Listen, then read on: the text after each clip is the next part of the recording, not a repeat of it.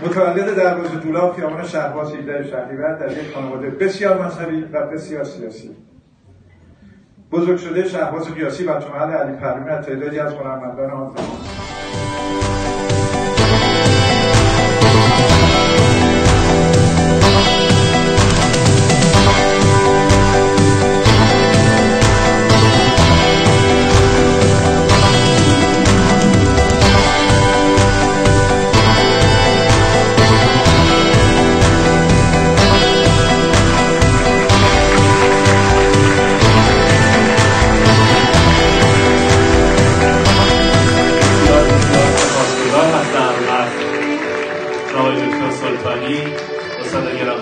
پروفسور باهر و همه عزیزانی که به هر حال قبول زحمت کردند در مراسم شرکت کردند.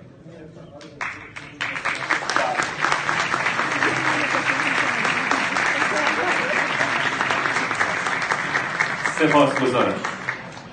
همیشه آخر سر همه چی می‌نویسن گردن من. بیشتر بسیار سپاسگزارم به خاطر مجموع خدمات شما. سپاسگزارم. خیلی متشکر هستم. خدا و همه شما خیر.